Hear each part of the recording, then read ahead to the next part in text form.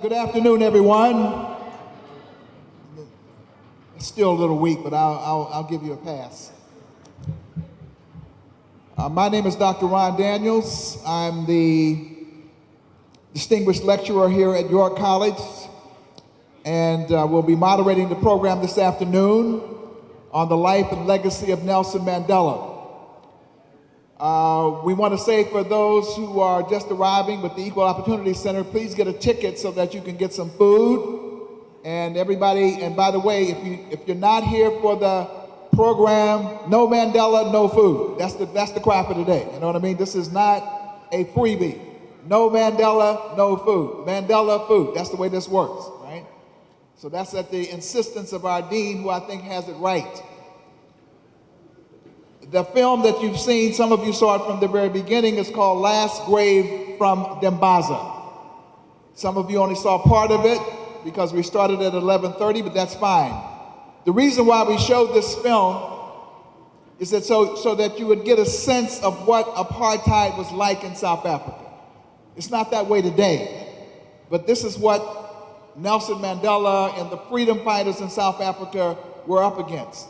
These horrific conditions, which I'll also speak about later. Now we're ready for our welcome from our African Student Association. Are they in the house? Good. The African Student Association, we're ready for them. This is the time, so we're ready for them to come on. In the meantime, others can continue to get your food.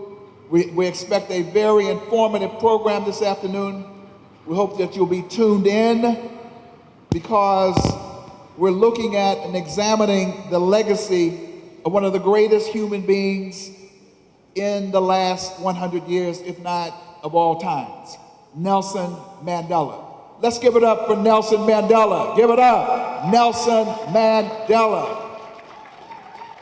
And so we're going to have a good examination of his life and his legacy. You'll have an opportunity to ask questions. We have a stellar panel that will be a part of it. But first, we're waiting for to be appropriately welcomed by our African Student Association. And perhaps we know that President Keys will be coming at some point, and she will be providing her welcome and reflections. We have an outstanding panel. And those panelists, by the way, can now take their seats at the podium. Professor Namphy, I know, is in the house. Professor George White, Professor Njoki Kinyatti, sorry. Assietou probably is going to be a part of the performance, and Bineta, Diop. So you can come and have your seats here, because we're going to be moving the program right along. So if our panelists are here, I know I saw Professor Namphy earlier. We want them to get in position to get the program moving.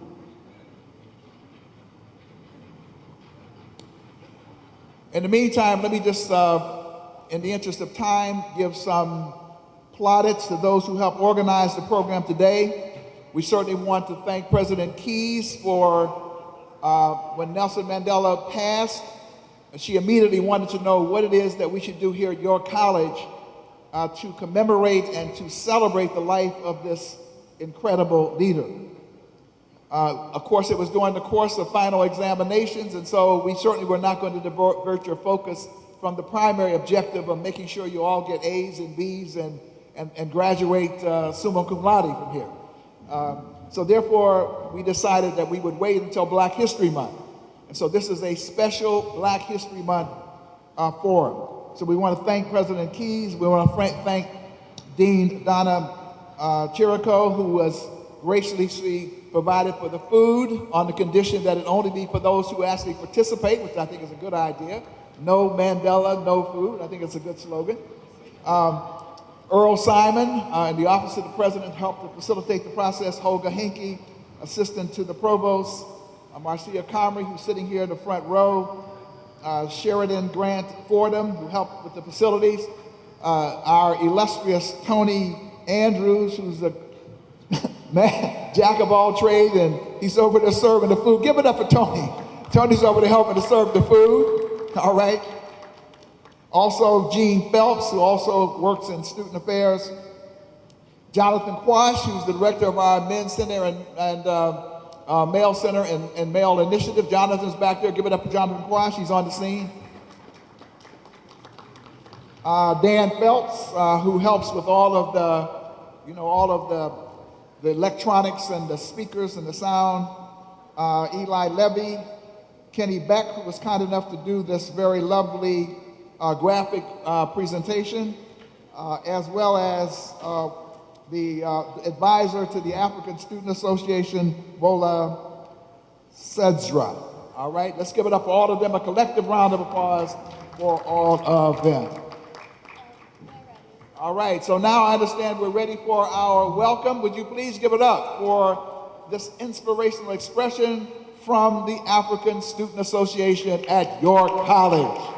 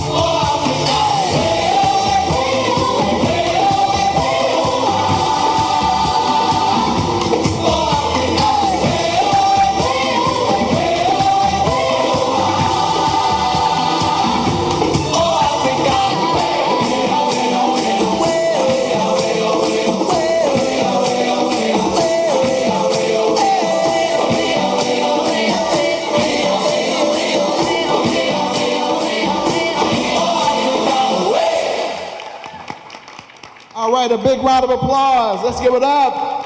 All right. Okay, next we're going to actually hear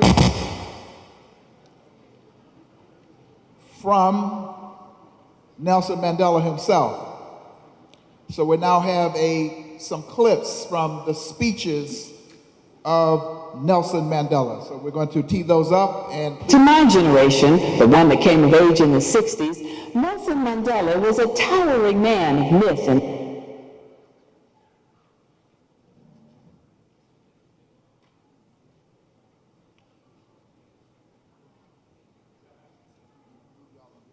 legend of action and passion, of selfless sacrifice. And before any of us ever dreamed, he became the embodiment of a victorious, decades-long struggle against white oppression. Many would call that victory a miracle. Mandela, the miracle maker. These rare images from the book, Mandela, the Authorized Portrait, help us tell the story of Mandela's long walk to freedom. Nelson Rolihlahla Mandela was born on July 18, 1918, in a tiny rural village in the Transkei on South Africa's eastern coast. But it was here, in neighboring Kunu, that the man who was to become a legend was nurtured, spending some of the happiest years of his boyhood. Kunu is a gentle place of rolling hills and farms where children still play as Mandela did when he wasn't laboring in these fields as a herd boy looking after his mother's few sheep and calves. In time, they would call him Madiba, his Xhosa clan name for respect. Here, Xhosa boys, even ones like Mandela, descended from royalty, were shaped by Xhosa ritual and taboo, tradition that taught respect and responsibility for others. As Mandela grew into manhood, the Xhosa mantle of responsibility led him to fight against oppressive white minority rule that deprived and demeaned Mandela and his fellow Africans. In 1948, oppression was legalized into a system known as apartheid. As a young lawyer in the 1940s, Mandela joined the African National Congress, an organization then dedicated to peacefully pursuing equal rights for all South Africans. Mandela emerged as one of its leaders, staging mass rallies, strikes, and campaigns of defiance against apartheid's unjust laws. But by 1960, the harsh white government's resistance to the ANC's peaceful protests caused Mandela and his ANC colleagues to launch a military wing operating underground. Their armed resistance was called Umkhonto weSizwe, Spear of the Nation. The campaign was aimed at military, industrial, and civil installations and not soft or human targets. But in time, the ANC's bombings and urban guerrilla warfare resulted in the deaths of more than 60 people, though exact figures aren't known. But their acts bore no comparison to the thousands murdered and otherwise disappeared by the regime. There are many people who feel that it is useless and futile for us to continue talking peace and non-violence against a government whose reply is only savage attacks on an unarmed and defenseless people. In 1962, a vicious crackdown by the apartheid state was unleashed, and Mandela was caught up in the regime's wide net. As he sat in prison, his ANC colleagues were also rounded up at a farm in an area outside of Johannesburg called Rivonia and jailed. In 1963, during what came to be called the Rivonia trial, the government tried and convicted Mandela and 7 of the top command of the ANC on charges of sabotage aimed at fomenting violent revolution, a capital offense. In June 1964, the 8 were sentenced to life in prison. Even from his cell on Robben Island, the Alcatraz-like site of the country's harshest, most remote prison, 6 miles off the coast of Cape Town, Mandela was uncompromising, says Helen Suzman, then a parliamentary representative who spoke out against apartheid.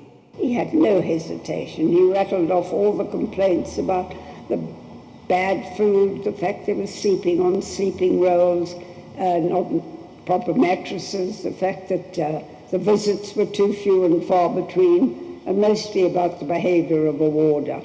Who had a tattoo on the back of his hand of a swastika. And he said, this man really is very bad. He treats us badly. But even then, Mandela was ever the statesman. He's bearing his self-confidence, remarkably self-confident man. He was never making outrageous remarks about the government. He was always thoughtful, and what he said was, in keeping with someone who wanted peace. And he used the captive audience in prison to educate his young followers for the future he envisioned.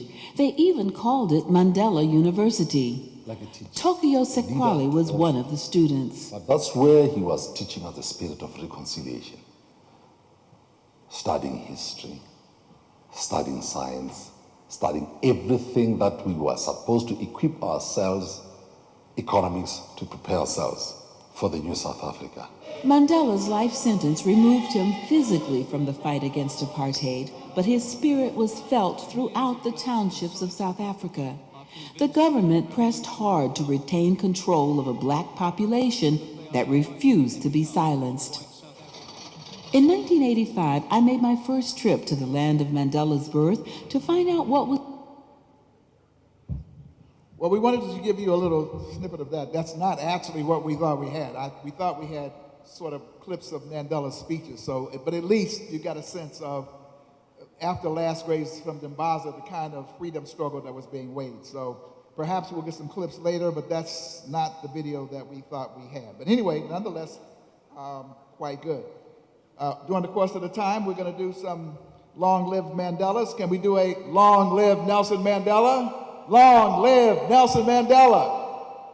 Or long live Mandela. Maybe that's better. Long live Mandela. Okay. Moving right along, what I'm now charged to do is to do a brief framework on Nelson Mandela, some of which you saw in the film. I wanted to just make a few points before we turn to our illustrious panel. The first point I want to make is that during the film, Last Graves from Dimbaza, Last Grave at Dimbaza, you got a picture of what life was like in South Africa. The first point I want to make is to have people understand that in South Africa, this was a settler colony. By settler colony, I mean that you can have different kinds of colonies. The United States, well, if you look at Ghana, for example, it was like an administrative colony. Large number of people never ever went to Ghana and settled in Ghana, nor did they in Nigeria and many other countries, but not in South Africa. In South Africa, the Zulus, the Xhosa, and others were the indigenous people. The British came, the Dutch came, other Europeans came, and they actually claimed the land.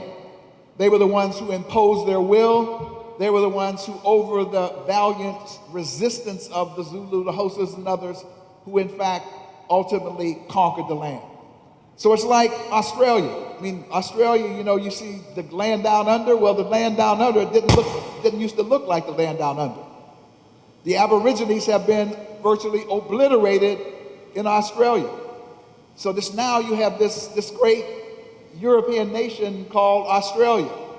That's a settler colony. So South Africa was a settler colony. Mozambique, similarly, a settler colony. So-called Rhodesia, a settler colony where people actually came and seized the land. That's the first point. So Nelson Mandela was really shaped by the struggle against this European domination. A domination which, to some degree, incorporated indigenous Africans in the system, as it always does. There's always an effort to try to educate some, to bring some into the system as a way of even of administering the system. And so Nelson Mandela was a part of that process. Again, you have to understand the colonialists were the dominant group. The indigenous people were relegated to less than second-class citizenship. That's what you saw in the film. Eventually, these Bantustans, where indeed, 15 million people were relegated to about 13% of the land, and land where almost nothing could grow. It was a very, very brutal and vicious system. And by the way, the important thing is this vicious, brutal system was supported by most of the European nations, and then it was also supported by the United States of America. The United States of America supported the apartheid regime in South Africa. Again, Mandela emerges in this context. Now, one of the things I want to say quickly about Nelson Mandela and have you understand is he was born into privilege. Nelson Mandela was someone who was the son of royalty. He was son of royalty. He came out of a royal line, a royal bloodline. His African name, however, interestingly, his original African name, however, interestingly, was called Troublemaker. So in the African, tradition, you name people, and people come to fulfill what they're named. So he was called Troublemaker. But I want to stress education, because he was not illiterate. He was not someone who had a lack of knowledge. He was very well educated. In fact, he became a lawyer. And you see the early pictures of him. He's well dressed. He's well groomed. So in South Africa, there are a class of people who are highly educated. who begin to say to themselves that we cannot tolerate a situation where we are educated, we are just as good as our European counterparts, but we are being oppressed. Now, by the way, not everybody does that. But when you look around the world, let's just take a quick look at Martin Luther King. The point I want to make is that very often, in fact, almost always, the reform movements, the revolutionary movements are led by highly educated people who sacrificed, because Martin Luther King did not have to do what he did. Mandela did not have to do what he did. Look at Mahatma Gandhi from India. Highly educated. And yet when he saw the plight of his people, the tragic conditions, they made a decision that they would merge their interests with the masses of the people and that they would fight against injustice. And that's really Nelson Mandela. But the other point I want to make is because we get into hero worship a little bit too much, I think. Nelson Mandela was not the only one. Nelson Mandela did not walk water. He did not singularly lead the struggle in South Africa, just like Martin Luther King did in this country. I was listening to somebody the other day, and they were saying that they were going to play on Thursday the March on Washington speech. Now, I Have a Dream has become the March on Washington speech. The fact of the matter is there were many, I was there were many great speeches that day. It just so happened that Martin Luther King gave the greatest speech on that day. So let me just say quickly, my article talks about that. You have his law partner, Oliver Tambo, an outstanding woman, Albertina Sisulu, was a part of it, as was her husband, Walter. Some of you know about Bishop Desmond Tutu. He was a leading freedom fighter. Alan Bosak, Steve Biko, who was killed, leader of the Black Consciousness Movement. You also had Joe Slovo, because there were many radical whites. Not all of the whites were a part of the apartheid system. Some of them were opposed to the apartheid system. And just coincidentally, many of them were radical Jews. And I say that because very often, in the movement, if there's something negative that Jews say, people quickly highlight that. Well, many of the people who identified with the freedom struggle in South Africa were radical, revolutionary Jews. Many of whom were, in fact, were Marxists, some of whom were a part of the Communist Party. And I say that openly because we need to get over this fear and this sort of notion about, not being able to deal with. Nelson Mandela was influenced by Marxism. He embraced it, as did most of the anti-colonial forces, because in fact what they saw was most of the capitalist countries like the United States were oppressing them. So they saw in Marxism and socialism an alternative. He was tried for treason, as many of you know, and this man was in prison for 27 years. For 27 years he was in prison. And yet, he was the tallest tree. And in fact, during that 27 years, his name became famous all over the world, including here in the United States of America. I was a part of that era. Free Nelson Mandela became the battle cry. Free Nelson Mandela. Free Nelson Mandela. 1972, we put 35,000 people in the streets of Washington, D.C. for the first African Liberation Day. Students just like you led a divestment movement to force colleges and universities to take away their investments in South Africa all across this country. A highly effective movement led by students. And then many of you know about the Free South African movement, Mary Frances Berry, Walter Fauntleroy, Randall Robinson, Congresswoman Eleanor Holmes Norton. They sparked the Free South African movement, sitting in at the South African embassy, and many of us, including myself, got arrested, raising the issue of South Africa. So there was a robust movement that many people in this country participated in Europe, all over the world. People identified and fought against apartheid in South Africa. Now, the other thing is that Nelson Mandela was also associated with other radicals and revolutionaries throughout the world. Sometimes this was not liked by the United States of America. He had a healthy respect for Fidel Castro because the Cuban revolutionaries supported the struggle in South Africa. He had a healthy respect for Yasser Arafat because the Palestine Liberation Organization supported the struggle of Nelson Mandela and the ANC inside South Africa. So he was aligned with other radicals, other people throughout the world who were struggling against imperialism, struggling against colonialism as well. And then many of us remember that long walk from freedom. Some of you were not born then, but those of you on this panel, many of you on this panel may remember that day. We remember the day that Nelson Mandela came out of prison. We were glued to our televisions as he embraced Winnie Mandela. We should never forget Winnie Mandela either, because Winnie Mandela was an integral part of the struggle, his wife and partner for so many years, keeping his memory alive. He came out of prison. And when he came out of prison, he came out not with an intention to punish those who had been brutal to them, but with an idea that in order to create a new South Africa where the Africans and the colors, because the colors often get left out of this equation, these were the mixed race people, some were Asian, some were African and European. They had a special status that all of these people could come together and create the new South Africa. A part of that was, of course, the Reconciliation Commission, which may have been quite painful because, you know, in this Reconciliation Commission, you know, the people who had brutalized you were often forgiven if they, in fact, would come forward to a commission and confess their crimes. He also was willing to compromise on some of the original goals and objectives in terms of nationalizing industries and doing a number of other things because he did not want to see a bloodbath in South Africa. And because Nelson Mandela was who he was, and because of his character and because of his stature, he was able to become the first black president ushering in majority rule in South Africa, but in a peaceful way. Now, there's some questions that we could do now in terms of looking and seeing whether that revolution is finished, and I have questions about that.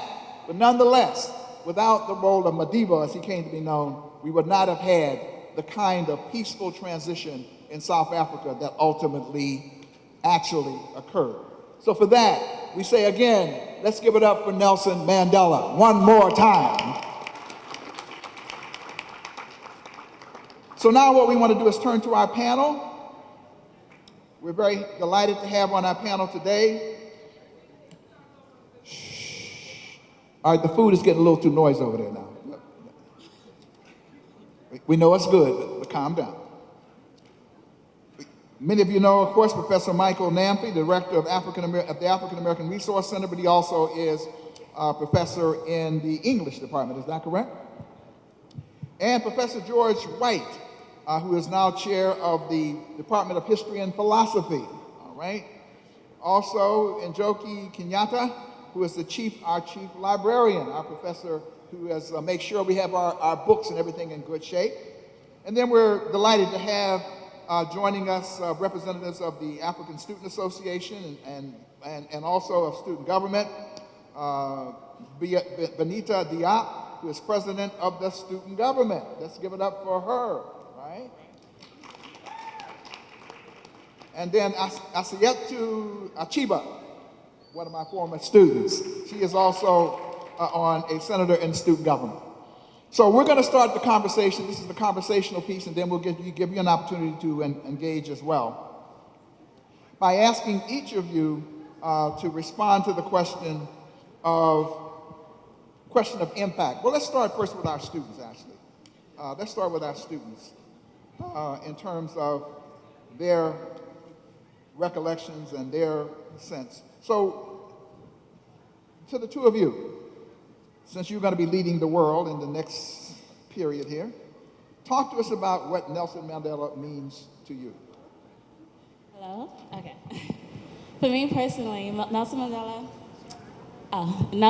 taught me that, you know, when you see someone in a position where they're actually being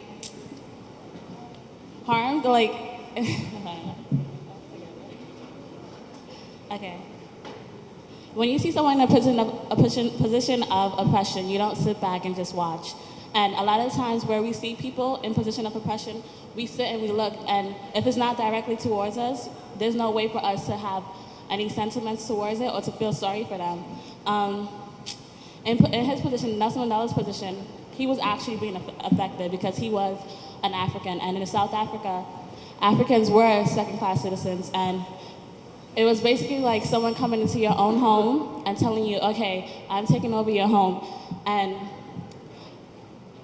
then you can't do anything about it. They section you off. Okay, all this part, like everything, your living room, your bedroom, everything is mine. You can probably have the bathroom. You know, they give you the worst part of that place, you know? And then also, the craziest part to me, Africans are born in Africa, but you take away their citizenships, their birthrights, and then you tell them, okay, you have to ask for citizenship, you have to ask for this, you have to ask for all these rights that you are naturally born with. And I feel like that's that's crazy. You can't do that to someone. But a lot of the times when we see things like this and it doesn't directly affect us, we don't do nothing about it. For me as a woman in America, I don't relate to how African American men are being treated in America because it doesn't directly affect me. But recently, when I personally viewed a black man actually being treated negatively, especially by police, that's when you start to understand more like of what someone else is going through when you directly see that person in that position, or you directly witness it, or it actually happens to you. But either way, whether it's happening to you or you're watching it being happen, you don't sit back at all and just watch that thing happen. You have to really act on it. And I think that's what Nelson Mandela taught me, to be aware and also act, be an activist. Don't just be still and stagnant and just watch things happen. You have to make change. You have to be a part of change. All right, okay, well, very good. Your nervousness was not evident because that was a very eloquent statement. Let's go to Atchiba. I was probably like 6, and one thing that I regretted is that when I was back in Africa, I didn't really pay attention to him. I didn't like really get to know what the big deal is about. It's not working. Take your time, sister. Take your time. And then I got here in America. That was in 2005. I got to know who he was, and he inspired me to, study politics. I'm not going to say he's the only one that inspired me to start politics, but he really played a big deal in my decision to major in political science. He was an effective leader,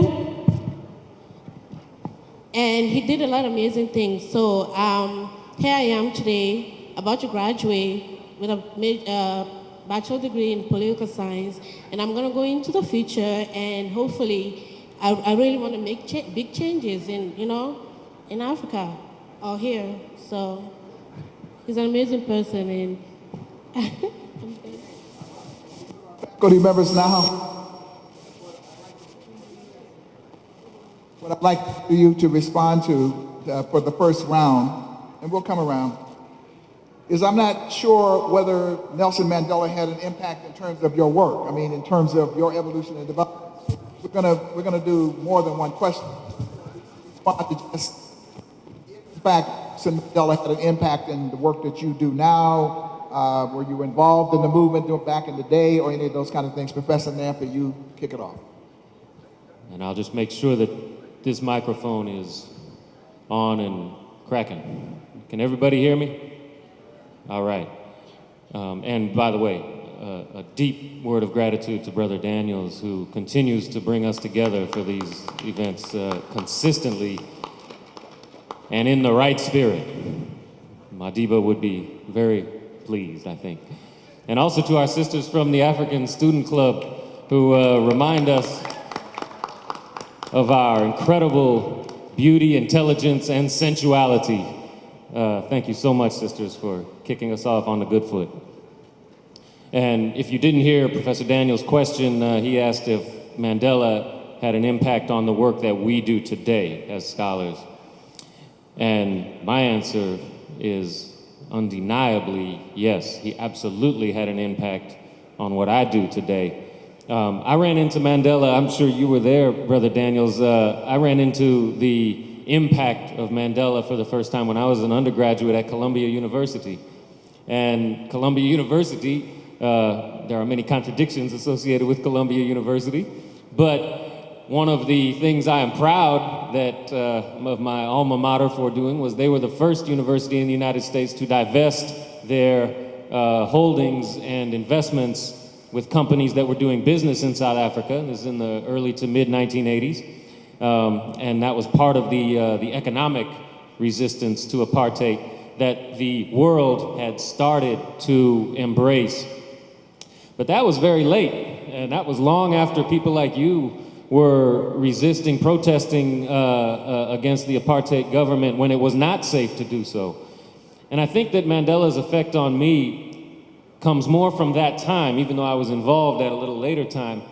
But something that he wrote in the beginning of his autobiography, a very simple phrase that you all know, but an important one that serves as a kind of a guiding principle to that book. And I do recommend that you all read that book, Long Walk to Freedom. I think that's the better of the two autobiographies by Mandela. Men who take great risks often suffer great consequences. Men who take great risks often suffer great consequences. And I think that as a young scholar and somebody who was working in Black American literature and the literature of our resistance, the philosophy of resistance to white supremacy, I had to incorporate that to the best of my ability at a very early stage. And had I not incorporated this idea of sacrifice, I don't think anything that I do would have any kind of meaning. And what I would like to encourage all of you to do is to find your Nelson Mandela. And I say that because, particularly since Brother Mandela died, you've gotten a lot of versions of Nelson Mandela, from the New York Times to Oprah Winfrey to the film version starring Idris Elba, bless his heart. But I think I would encourage you to look very carefully at the way people are telling you to revere Mandela, and then the way that you might want to revere Mandela for yourself. I was very fortunate that at an early age, I was able to engage Mandela's life and work from the perspective of sacrifice to something much higher than himself. That was the struggle against white world supremacy and all that it cost him. Brother Daniels broke it down. This man's life was torn to pieces in every conceivable way. He is not a comfortable, safe, forgiver of white people, as the New York Times would like you to believe. Mandela was somebody who took on the most brutal, racist regime in the world at the time. The National Party in South Africa was allied with the Nazis in their original incarnation. And that is the Mandela that I revere. I was very fortunate that there were people like Brother Daniels doing the work that he was doing to help me understand the true impact of Nelson Mandela. So I wasn't going to buy what somebody else told me about this man's work. And I hope I can humbly attempt to say that I attempt to incorporate this lesson into all of the work, the scholarship, the teaching, the reading and writing that I do. Men who take great risks often suffer great consequences. All right, okay, Professor White. Yes, with regard to Mandela's influence, I'll speak about the personal and then the professional. Like Professor Namphy, I was a student in college in the early 80s and was involved in our college anti-apartheid struggle. But my college was the inverse of York. It was about 95% white, 2% black, and half of that was the football team. And I didn't play football. So it was me and like two other cats walking around with, banners, free Mandela, free Mandela. And so part of what I took from that was the courage to do what you think is right, even if you're scared to go forward, even if it's not popular, even if people don't truly appreciate it, that you need to go forward anyway. Professionally, a great deal of my research is around American foreign policy. And South Africa was just a really bright example of the fallacies of American foreign policy, the things that we claim that we're doing on the international scale. In the period that I'm studying between the 1950s and 1980s, we're talking about the Cold War as the major framework that somehow the United States was threatened by the existence of the Soviet Union, and that the United States and the West generally represented freedom. And for most of us who were black or brown or lived in Africa or Latin America or Asia, we could say, well, what free are you talking about? And South Africa was a great example of that fallacy. So it really helped in my own work to pull that apart and to kind of make it plain and for you it is much the same, his life and the lives of all the people like Chris Hani and Winnie Mandela and all the others. A great example of how their lives can help you pull back the curtain to see reality. The same way that Jordan Davis or Trayvon Martin helps you pull back the reality of, stand your ground. Or Marley Graham or 700,000 people last year for stop and frisk. And all of these other cases. And so it can be very, very helpful professionally, but also personally in opening your eyes to the world and speaking, your truth. In the 1980s, I was not involved in any movement of Mandela. I had just come in this country and was trying to find myself, and I found the country very unfriendly after being here alone. But going back looking at Mandela's work, I have to say I stepped up and I knew that nothing could stop me from getting where I wanted to get. And through him, I have learned to treat people as equals, with respect and with dignity. Mandela is my champion, and he gave African people and black people in South Africa dignity. If you recall way back 1980s, you never had anything good about Africa. All you had was some negative things, and after Mandela came, Africa was able to be looked at as a continent that really existed, and Mandela brought us where we are, and we hope Africa will continue to fight and struggle to bring everybody out of poverty. Thank you. All right.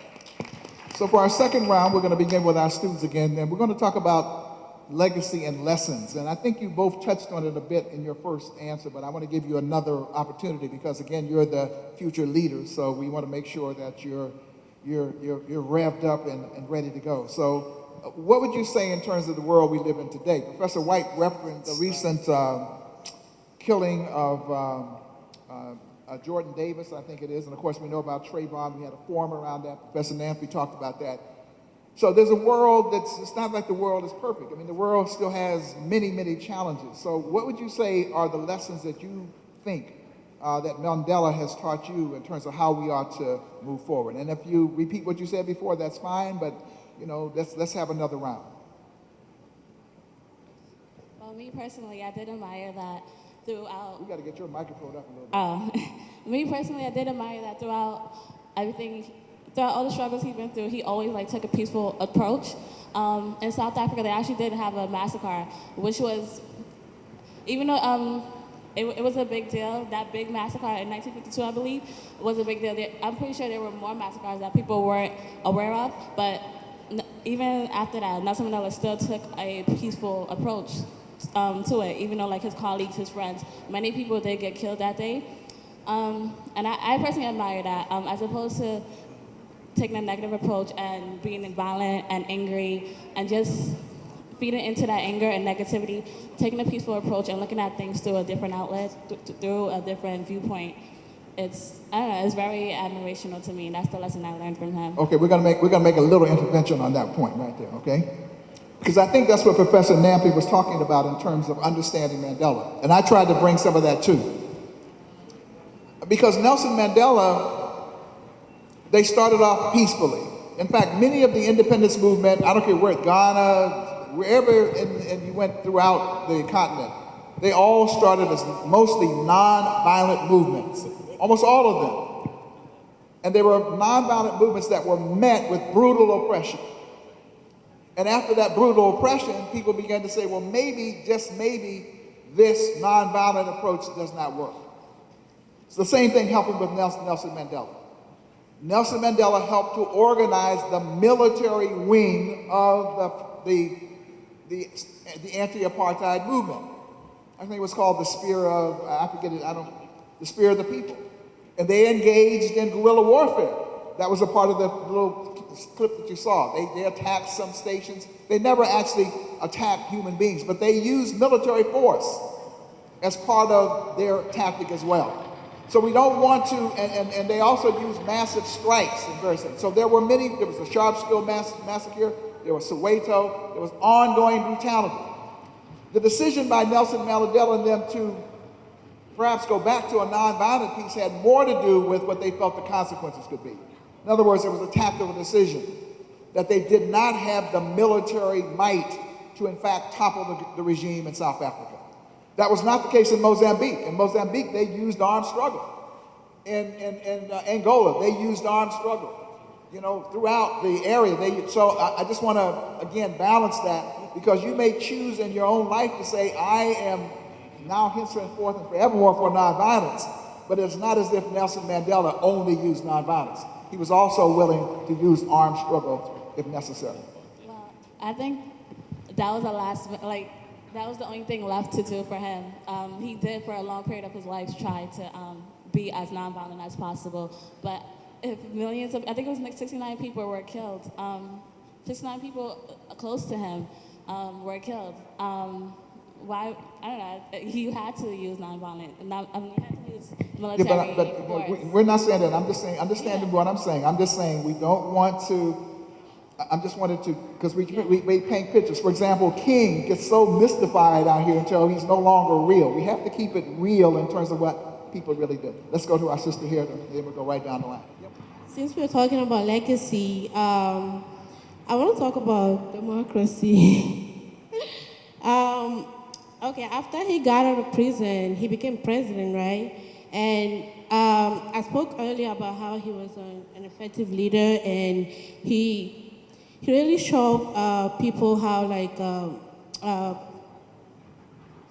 he really showed people how a president, like a good president, how what a good president would be like. And if a lot of presidents in Africa, let's say the whole continent, will learn from him, and you know, and the African country wouldn't be like this. Like, let me, for example, my country, I'm from Togo, and since Togo achieved independence in 1965, we have only have like one president, and then he died in 2005, I think, and his son took over. I don't really know what kind of, you know, political regime we have. Sometimes I think it's a monarchy, but I don't really know, because it's been like this. And since 1965, we only have the same last name. And I think something Africa could learn from Mandela is, you know, how an effective, how, you know, learn from what he did, you know, and then Africa will, you know, will work it out, you know, yeah. you know what I'm saying? I'm sorry. Yeah, you know, Africa, when we talk about politics, it's all about dictatorship and stuff like that. But, you know, Mandela, he really did some really good stuff that we could, like, you know, really, you know, learn from. And I think those lessons are very important. We should, you know, look at it. I think this is a very, very, very important contribution, because the reality is that Nelson Mandela walked away. I mean, he actually walked away, whereas we find in many instances people who have his popularity stay around forever. So he set an example of the peaceful transfer of power, when he could have in fact decided that he would use his personality to try to claim the power. Very important contribution. Professor Namphy. Yeah, something that I learned directly from Mandela, not just Mandela, but all of the comrades, as Brother White and Brother Daniels have both mentioned, Oliver Tambo, Walter Sisulu, Albertina Sisulu, Winnie Mandela, the list is long, Joe Slovo, that is this point about you got to be able to fight in any manner that is available to you. And this is the thing that they've removed most from Mandela's legacy in the years since he has been the president. And I think one of the quotes from his autobiography really lays this out nicely. He wrote, that a freedom fighter, this was right regarding one of the first removals in Sophiatown in the Transvaal, when the government started removing Africans from their homes and replacing them in the townships. And one of those brutal removals in Sophiatown resulted in a peaceful resistance that failed miserably. And what Mandela wrote about that was that a freedom fighter learns the hard way, that it is the oppressor who defines the nature of the struggle. And the oppressed is often left no resource but to use methods that mirror those of the oppressor. At a certain point, one can only fight fire with fire. Now, again, this was a peaceful man.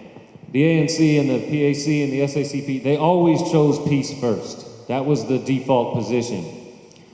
But when faced with this incredible Nazi-like brutality, there were times where peaceful resistance didn't work. Mandela revered Gandhi in India, but he also pointed out that the British in India were a different kind of animal than the Afrikaners in South Africa. But the key that I learned was that Mandela had he trained himself such that he had the ability to do both. And you gotta be able to fight, you gotta know how to do it on many fronts. And that is an extremely valuable lesson. You are not compromising your commitment to peace by having the ability to have a sword handy, as Amiri Baraka says so eloquently. So that was a very important lesson that I learned from Mandela directly and all of the comrades in South Africa from the way they executed their struggle. There's a passage in his autobiography that he says the oppressor had taken everything from him except his mind and his heart.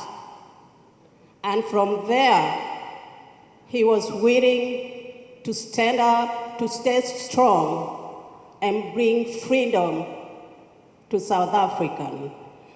And what he had to do, he had to make compromise with the devil, who was the oppressor, and make sure that they trusted him so that they can reach to some compromise. And in doing so, he saved South Africa from going into war. Knowing, Mandela knew that if they used firearms, I think black people would have been wiped out. They had no resources to fight, and the oppressor had all the resources to fight. So it's a good lesson. When you don't have any other way, you have to give up your pride and go the right way. Thank you.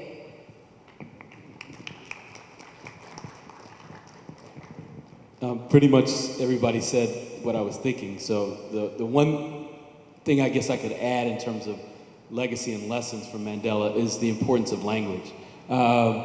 When my friends and I were protesting in college, because the college was very white and overwhelmingly conservative, one of the things that got hurled at us all the time was, well, Mandela's a terrorist. And so that happened all the time. People would say, oh, how can you support a terrorist? And so we had to break that language down. Well, what do you mean by terrorist? You mean somebody in their own home trying to defend their home? What does that mean? And again, I think those lessons apply to us now as we think about justice, as we think about freedom, as we think about democracy, and what the peoples of South Africa are doing compared to what's happening in our country right now, where I think democracy basically is vanishing right before our eyes. And so we need to be very clear about language and interrogate it and question, what do you mean by that? What does that really mean? And not simply accept what people tell you. Okay, a round of applause for our panel. And now we want to get our audience involved, and she's been itching. I know she must have a profound and burning question, so bring it. My question is to, I'm sorry, I forgot your name, this gentleman right here. You said that how from the movies, the books, shows, like everyone have a different description as to who Nelson Mandela was. Do you have like any like Like, what kind of books do you think I can read to like really discover who he was and what he represented? Good question. And anybody else who has a question, you can line up, or if you have a comment, please feel free to come to the microphone. Very much appreciate your question, sister. I would start with the first autobiography. It's about 600 pages long. So block out some time. It's called A Long Walk to Freedom. And the nice thing about it was published in 1994 in the midst of the presidential campaign.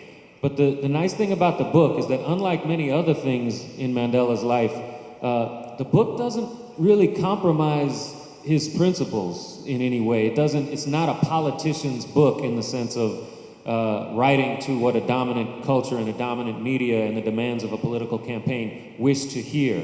He really did maintain, I would argue, he maintained an authentic revolutionary voice in that autobiography. And so I think I always recommend that as a starting place for understanding Mandela's life and legacy. There's one other place I would direct you, and I guess I should say a brief critique of the film, and maybe others who've seen the film can say a quick word. The film should be seen, and I encourage you all to see it. And I admire Naomi Harris and Idris Elba a lot. I mean, I admire their work. The film left me with the feeling that they've taken my Mandela and gone. In other words, I thought that this was a white person's Mandela, and not my Mandela or our Mandela. Excuse me? Yeah, indeed, Sister Kammer used the word sanitized Mandela. And you don't really emerge from that film knowing anything more about South Africa than you knew going in. So while I think the film should be seen, I think it's not the kind of contribution to the life and legacy, say, that the autobiography is. But there's one other place that I would direct you to look very quickly, and that's actually into the life of Stephen Biko, particularly with a collection of his essays called I Write What I Like, Essays and Speeches by Stephen Biko. Not directly about Mandela, but Biko considered himself to be a child of the Sharpeville generation that Mandela and Sisulu and Tambo and Slovo and Chris Hani and the most human and progressive of the revolutionary class in South Africa. Biko was a descendant of theirs, a spiritual descendant of theirs. And he was, often people refer to him as sort of a Malcolm X figure. And one of the important reasons I want you to look at Biko is because Biko was involved with the youth. The Black Consciousness programs, the student protests against Afrikaans and teaching in Afrikaans language in the schools. Biko was really the major and most important figure in the youth movement in South Africa. So I think if you really want to understand what Mandela achieved, you could do a lot worse than to look at the work of Stephen Biko as well.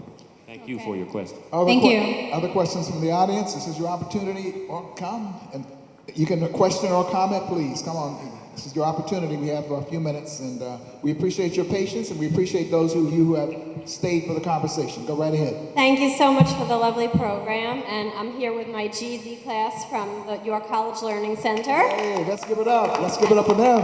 Mr. Jones, we have another teacher here also.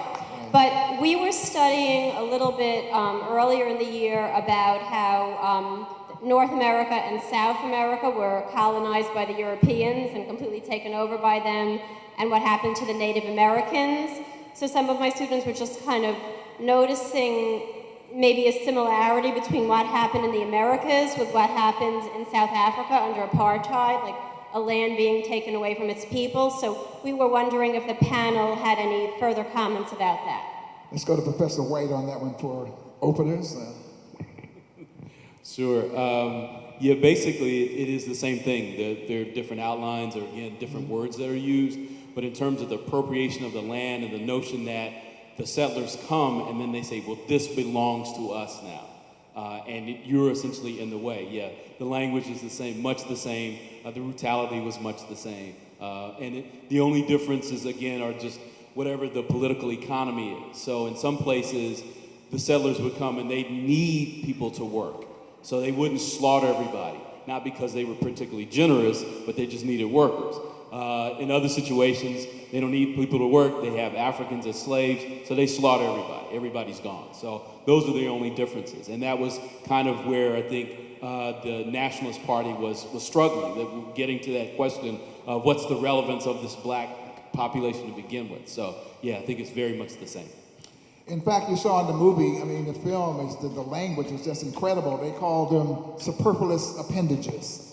They talked about the need for them to work, but the wives and children were irrelevant. I mean, this is like, I must say that when we were doing this work in the 60s and the 70s, you know, there were two places that we just thought were just, I mean, utterly frightening. I mean, we didn't see how it was possible to crack them. And those were South Africa, and oddly the other was actually Duvalier and Haiti. But South Africa just seemed like, yeah, Mississippi was bad too. But I gotta say, yeah, well, Mississippi, Mississippi was up. But I mean, this system in South Africa, and when Professor Namphy talked about the Nazi connection, and again, we have to emphasize, and this is the other thing as we learn and we critically analyze, you know, this is the land of the free and the home of the brave. So you would have thought that the United States of America would have been vehemently opposed to the system of apartheid in South Africa, and yet they were not. We had to fight, kicking and screaming. Eventually there was a sanctions bill that was eventually gotten, Congressman Dellums and others, but this was way into the game after the student movement and the mass movement in this country compelled the government to take, quote unquote, the appropriate position. Other...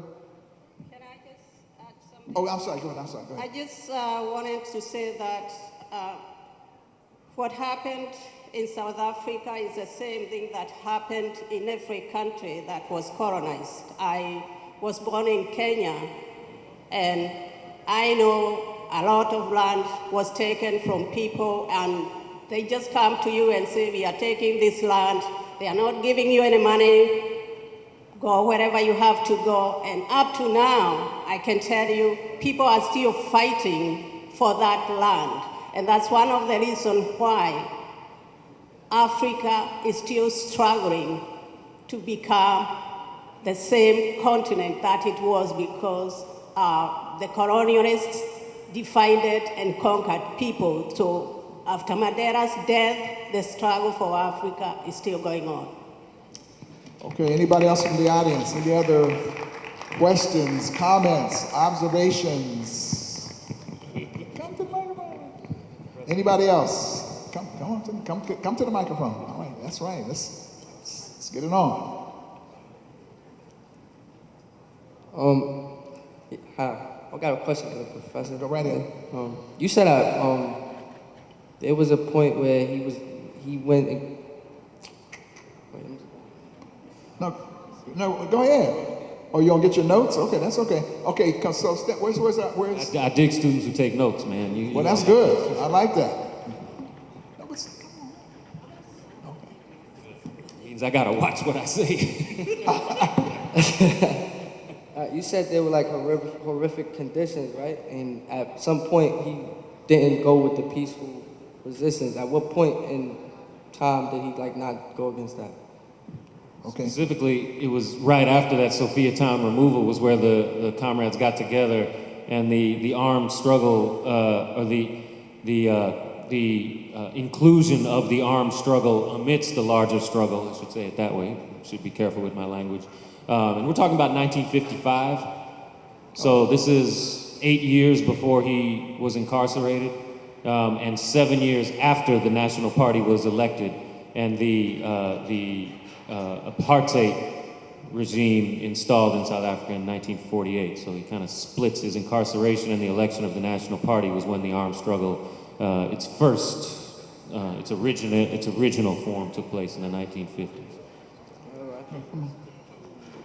All right, we have another question from another political science major. Excuse me, I'm sorry. Hello, I know I'm extremely late, but I had a question that I was thinking about while I was coming here. I listened to a lot of news about what's going on in South Africa, and one of the issues is mining companies that were owned by whites that are now owned by black, because during the struggle they were able to gain back these lands. they're being sued by the people who have been affected health-wise, and now they're the ones who are having to pay this fine and lawsuits, even though the damage was done under white rules. So what is your comments about? Okay, well, that was going to be a part of my closing, but let's take that on. Let's take that on. Go right ahead, Professor Webb. To respond to the question, I guess in two parts. One, the corporations, the mining corporations, are still largely controlled by whites. Right. So what you have in South Africa is a kind of situation like tokenism, where they get a handful of black people who can either serve on the board of directors or in management positions, but still essentially these companies remain white-owned. And it is part of the difficult political balancing act that the ANC is in now, that in fact, many people who had been for generations in Suwatu, many of the trade unions of black workers, now find themselves fighting against not only management, but against ANC politicians who are trying to kind of walk a middle ground where the workers are saying, no, either we're getting sick or we're being abused on our jobs, something has to be done. So it is a really difficult situation that ANC finds itself in, and that's part of the unfinished legacy, because that was not what was imagined in the Freedom Charter that the ANC created. That was not the goal. So I would imagine if Madiba was here, he would say, well, we're moving in that direction. But right now, again, many of these companies remain white-owned and are part of larger international conglomerates, which are, sociopathic, just like almost all Fortune 500 companies. So. In fact, I wanted to is there another question or comment? Go right ahead, yes. Because I'm going to take a piece of that at the end. Go right ahead. And thank you so much for your patience and the excellent questions. Good. I am her friend. Just kidding. I'm one of the instructors here at the Research Foundation. And Mandela was kind of close to me, even though I've never met him, but my daughter has met him quite a few times, and her mother too has met him. As a matter of fact, they've worked together in South Africa. And so vicariously through my daughter and her mother, I've had all the Mandela stories up to here. And that's okay. But what I've taken from Mandela is simply this. I recall watching an interview that he gave after he was free. And he was asked by a reporter, how do you feel about the fact that you've come out of prison after 27 years and you have not decided to drop the hammer on those who imprisoned you? Instead, you've embraced them. And Mandela's response was, well, before I was free, if they would have gotten their hands on me, they would have killed me with hate. But now, they are killing me with love. Does that answer your question? I say that to say this. I have a friend of mine. If you were to see this friend of mine, you wouldn't think that he would be a friend of mine. He is the biker type of German extraction, long hair, obviously of Caucasian extraction as well. And he's a devout racist. Devout racist. Now, when I question him on the issue of himself and I being friends, he would say, well, Cliff, you are not really black. I say, okay, if you say so. But the point I'm trying to make is that there was a time when I would not have associated with him because I felt to do so detracted from who I was. Since Mandela did what he did when he came out of prison, I suddenly took a different turn, and I associate myself with him, but I consider him a work in progress, right? Every day there's some sort of improvement to be made on his side of the fence, to the point where, believe it or not, one day he said to me, Cliff, that's a fine-looking black woman. I said, really, Richie? You've come a long way. He's not there yet. But the thing is that to associate with someone who is outrightly a racist does not detract from you. As a matter of fact, it enhances you. Because you're now giving that person a different perspective as to what you are. Thank you. All right, appreciate it.